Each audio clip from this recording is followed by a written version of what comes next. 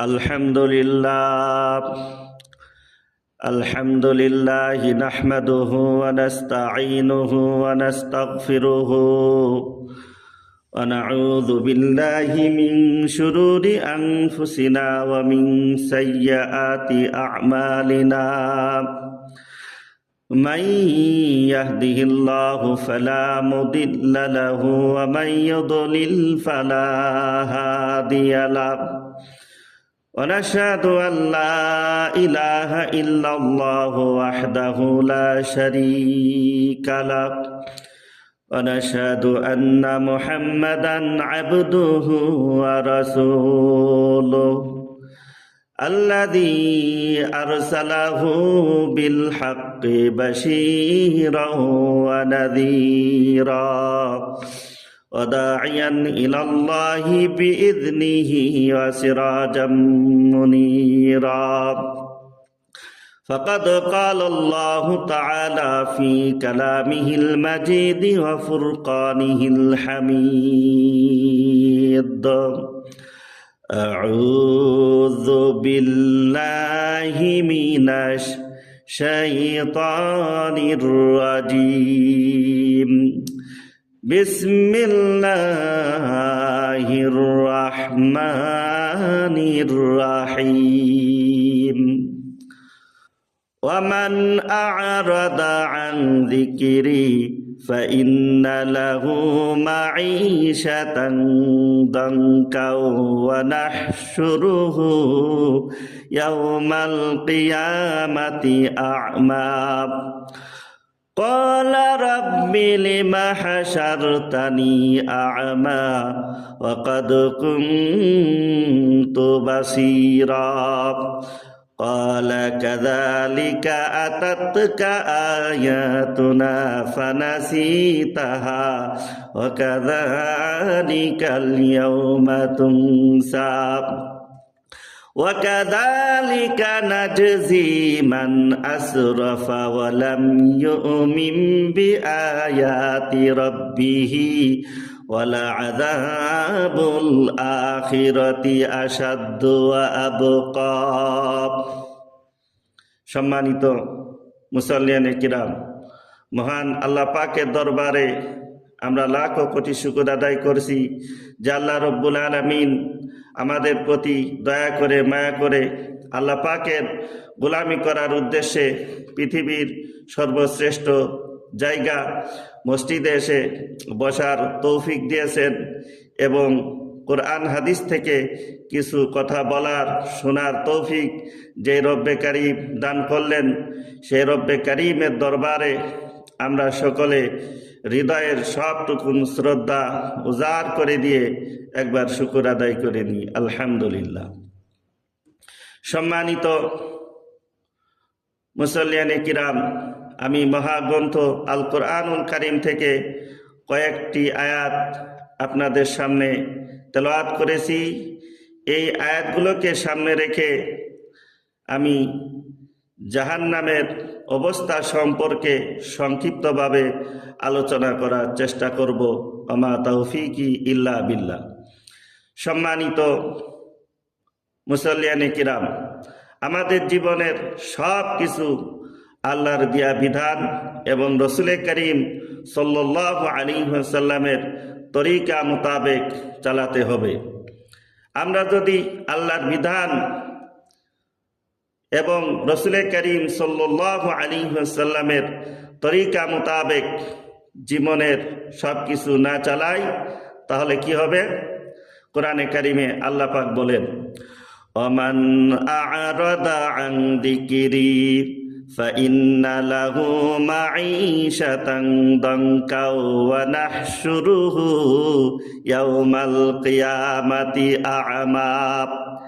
যে ব্যক্তি আমার স্মরণ থেকে মুখ ফিরিয়ে নিয়েছে তার জন্য রয়েছে সংকীর্ণ জীবন, এবং কিয়ামতের দিন আমি তার হাসর এভাবে করব যে সে অন্ধ হবে এবং সে বলবে, ক্বালা রাব্বি লিমা হাশারতানি আ'মা, হে আমার রব, হে আমার প্রভু, আমাকে অন্ধ করে তুমি কেন উঠালে?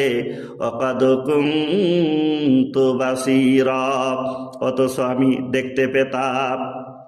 উত্তরে বলা হবে ক্বালা কাযালিকা আতাতকা আয়াতুনা ফানাসিতাহা ওয়া কাযালিকাল ইয়াউমা তুনসা, যেভাবে তোমার নিকট আমার আয়াত সমূহ এসেছিল আর তুমি তা ভুলে গিয়েছিলে, ঠিক সেভাবেই তোমাকে আজ ভুলে যাওয়া হচ্ছে।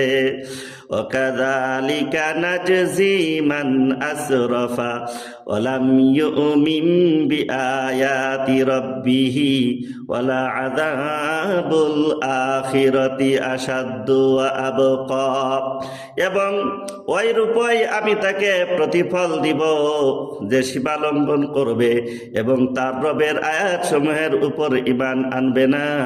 ওয়ালা আযাবুল আখিরাতি আশাদ্দু ওয়া আবকা, নিশ্চয় আখিরাতের আযাব অত্যন্ত কঠিন ও স্থায়ী। সম্মানিত ভাইরা আমার, আল্লাহর বিধান থেকে, আল্লাহর স্মরণ থেকে যারা মুখ ফিরিয়ে নিবে তাদের ঠিকানা হবে জাহান্নাম। সেই জাহান্নাম সম্পর্কে আল্লাহ নবী বলেন, যদি জাহান্নামে একখানি পাথর ফেলে দেওয়া হয় তাহলে তার তলদেশে পৌঁছাতে পাথরখানি 70 বছর লেগে যাবে। হযরতে আবু হুরায়রা রাদিয়াল্লাহু তাআলা আনহু বলেন, আমরা একবার আল্লাহর নবীর খেদমতে বসা ছিলাম, তখন কোনো বস্তু পতিত হওয়ার শব্দ শুনলাম। আল্লাহর নবী প্রশ্ন করলেন, তোমরা জানো কি এটা কিসের শব্দ? আমরা বললাম, আল্লাহ ও তার রসুল ভালো জানেন। তিনি বললেন, এটা হচ্ছে একখানা পাথর। আল্লাহ পাক তা জাহান্নামের মুখ থেকে তার তলদেশে নিক্ষেপ করেছিলেন। ওই পাথরখানি দীর্ঘ 70 বছর ধরে নিচে যেতে যেতে এই মাত্র জাহান্নামের তলদেশে গিয়ে পৌঁছেছে। এ শব্দ হচ্ছে উক্ত পাথরের পতিত হওয়ার শব্দ। আল্লাহর নবী বলেছেন, জাহান্নাম 4 দেওয়াল দ্বারা পরিবেষ্টিত। প্রতিটি দেওয়াল এরূপ পুরু যে তার এক পাশ থেকে অন্য পাশে 40 বছরের পথের দূরত্ব। জাহান্নামের দরজা সম্পর্কে পবিত্র কোরআনে কারিমে বলা হয়েছে, ওয়া ইন্না জাহান্নামা লামাউইদুহুম আজমাইনা লাহা সাবআতু আবওয়াবিন লিকুল্লি বাবিন মিনহুম জুজউম মাকসুম, আর তাদের জন্য রয়েছে জাহান্নামের ওয়াদা, যার দরজা হচ্ছে 7টি, আর প্রতিটি দরজায় তাদের জন্য পৃথক পৃথক অংশ রয়েছে। সম্মানিত ভাইরা আমার, আল্লাহর নবী বলেছেন, জাহান্নামের 7টি দরজা আছে, তার মধ্যে একটি হলো ওই সকল লোকদের জন্য যারা আমার উম্মতের বিরুদ্ধে তরবারি উঠাবে। আল্লাহর নবী বলেছেন, জাহান্নামকে 1000 বছর পর্যন্ত জ্বালাবার পর তার আগুন লাল বর্ণ ধারণ করলো। তারপর আরো 1000 বছর পর্যন্ত জ্বালাবার পর তা সাদা হয়েছে। তারপর আরো 1000 বছর পর্যন্ত জ্বালাবার পর তা কালো হয়ে গেছে। এ কারণে জাহান্নাম এখন কালো অন্ধকার হয়ে আছে। আর এক রাওয়াতে আছে, জাহান্নামের অন্ধকার অবস্থা ঠিক অন্ধকার রাত্রির মতো। অন্য এক রাওয়াতে আছে, ভিতর থেকে সেখানে কোনো আলো থাকবে না, অর্থাৎ সেখানে সর্বদাই অন্ধকার অবস্থা বিরাজ করবে। মুসলিম শরীফের এক বর্ণনায় আছে, আল্লাহর নবী বলেছেন, তোমাদের আগুন যা দুনিয়াতে জ্বালিয়ে থাকো তা জাহান্নামের আগুনের 70 ভাগের 1 ভাগ মাত্র। সাহাবায়ে কেরাম আরজ করলেন, ইয়া রাসূলুল্লাহ, হে আল্লাহর রসুল, পুরার জন্য এ আগুনই অনেক বেশি।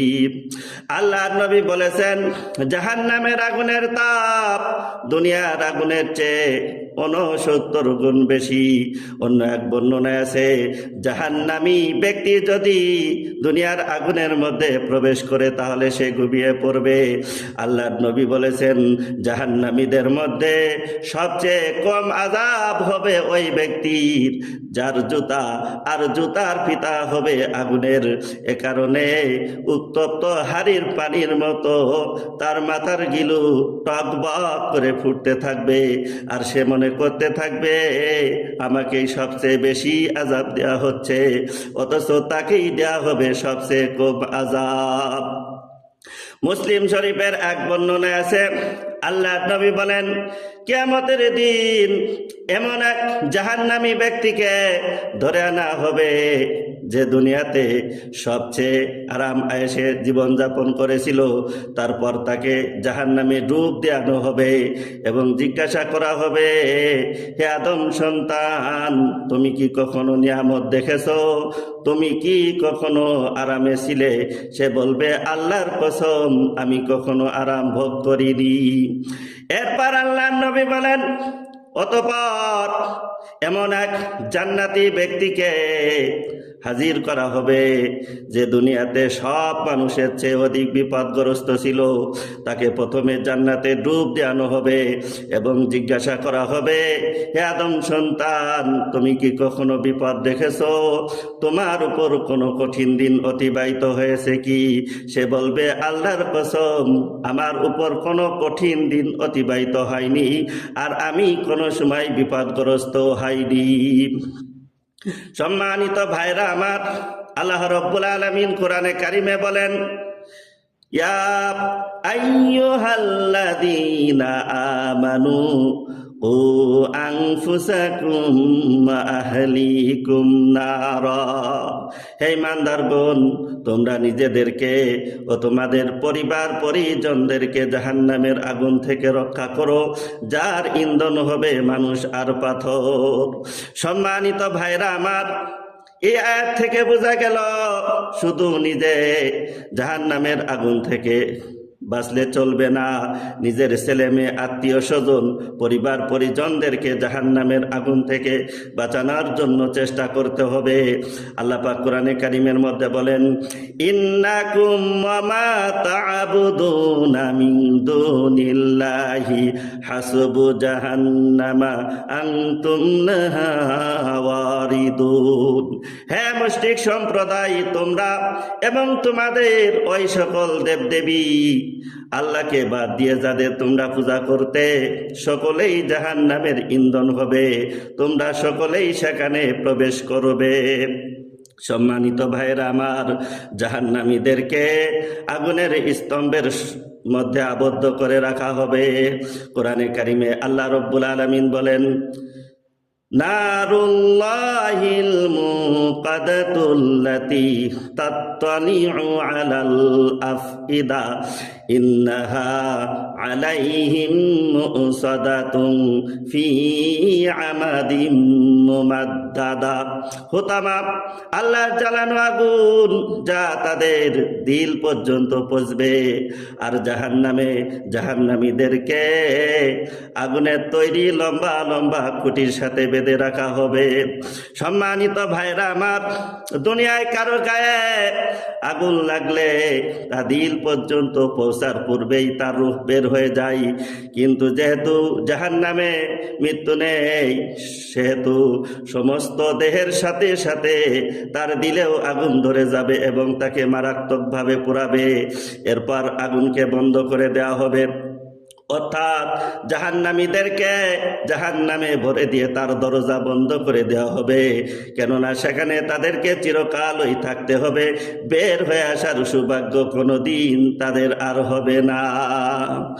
আলাইহা মালাইকাতুন গিলাজুন শিদাদুন লা ইয়াসুনাল্লাহা মা আমারাহুম ওয়ায়াফআলুনা মা ইউমারুন। আর জাহান্নামে নিযুক্ত থাকবে এমন সব কঠোর কর্কশবাসী ফেরেশতা, তারা ওই সব কাজই করবে যা আল্লাহ রব্বুল আলামিন তাদেরকে নির্দেশ করবেন। আল্লাহর নির্দেশের বাইরে গিয়ে তারা কোনো কাজ করবে না। সম্মানিত ভাইরা আমার, বয়ানুল কুরআনে দুররে মানসুর থেকে উদ্ধৃত করা হয়েছে, জাহান্নামে নিযুক্ত প্রত্যেক ফেরেশতার শক্তি হবে সমস্ত জিন ও মানুষের সম্মিলিত শক্তির সমান। ওয়ালিল্লাযীনা কাফারু বিরাব্বিহিম আযাবু জাহান্নামা ওয়া বিসাল মাসীর। আর যারা তাদের রবকে অস্বীকার করবে তাদের জন্য রয়েছে জাহান্নামের শাস্তি, ওয়া বিসাল মাসীর, আর তা অতীব নিকৃষ্ট জায়গা। ইযা উলকু ফিহা সামিউ লাহা শাহীকাও ওয়া হিয়া তাফুর।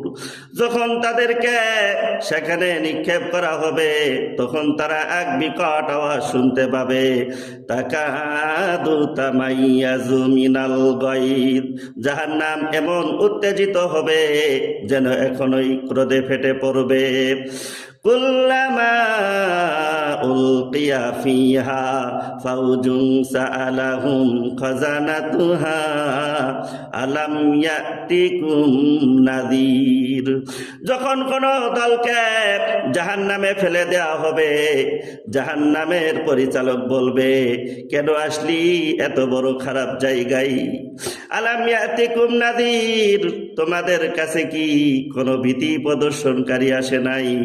আল্লাহর কথা, পরকালের কথা, জাহান্নামের কথা কি তোমাদের কাছে বলে নাই?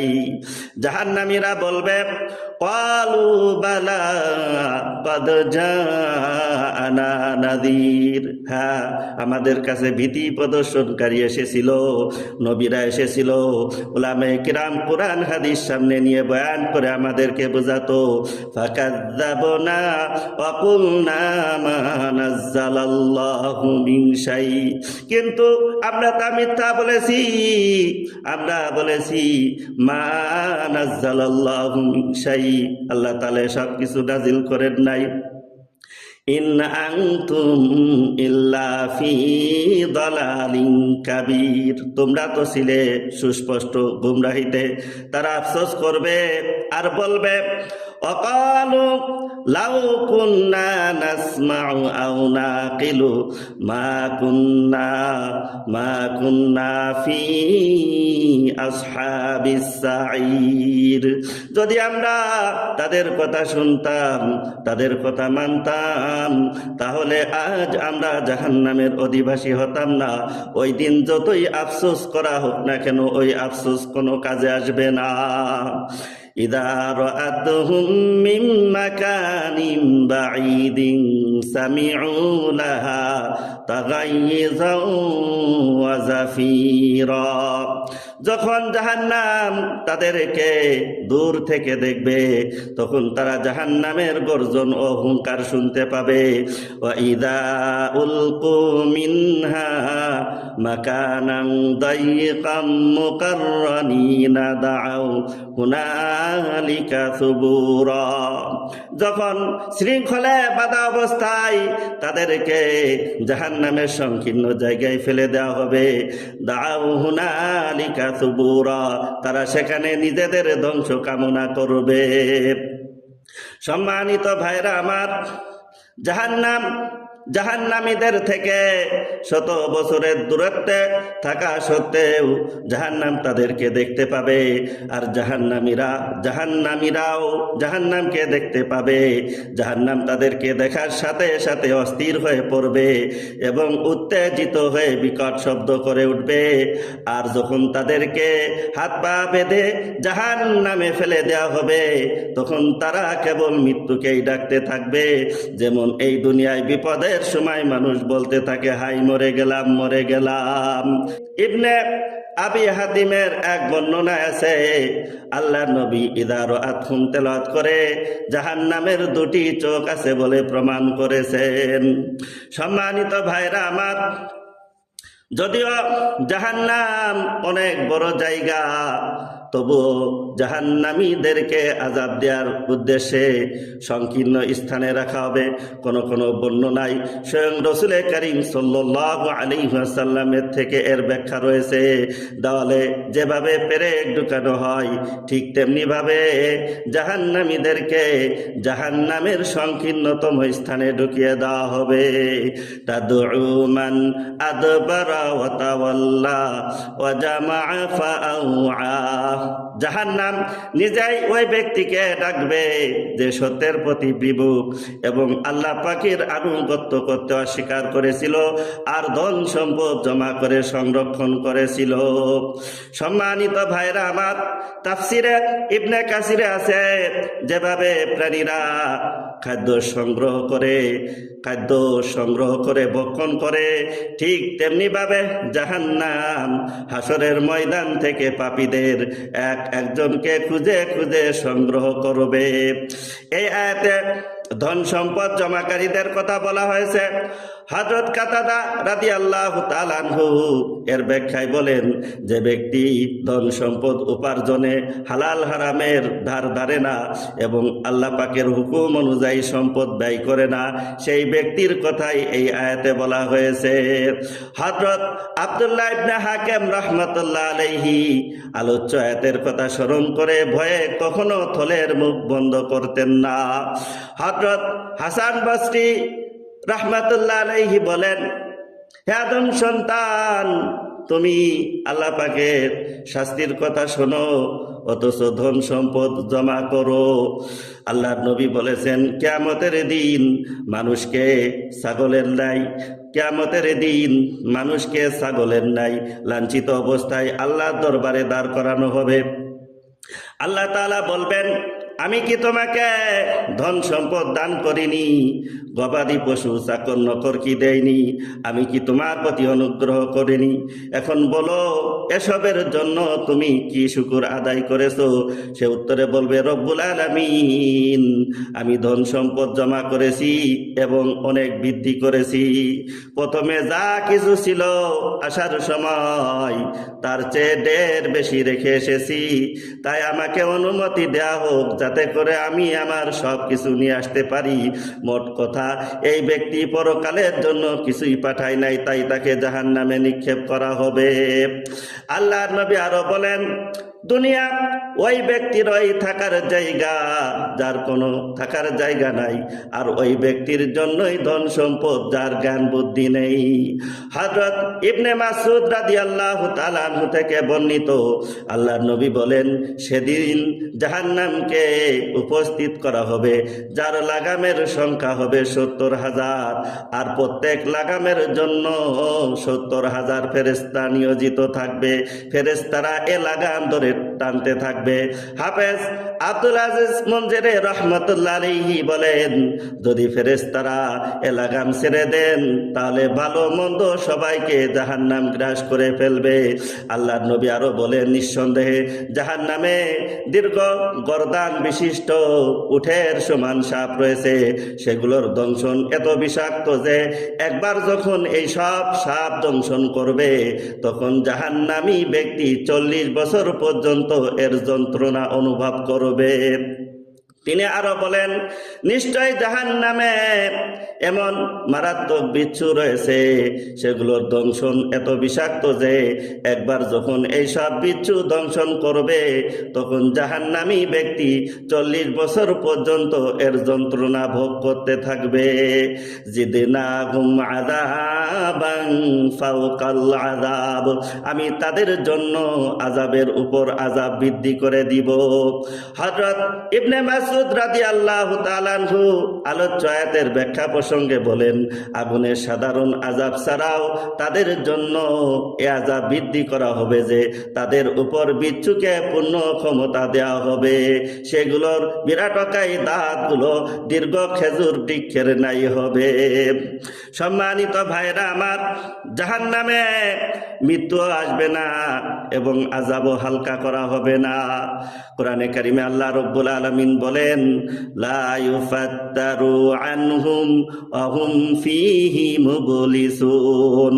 তাদের আযাব হালকা করা হবে না এবং তারা সেখানে নিরাশ হয়ে পড়ে থাকবে।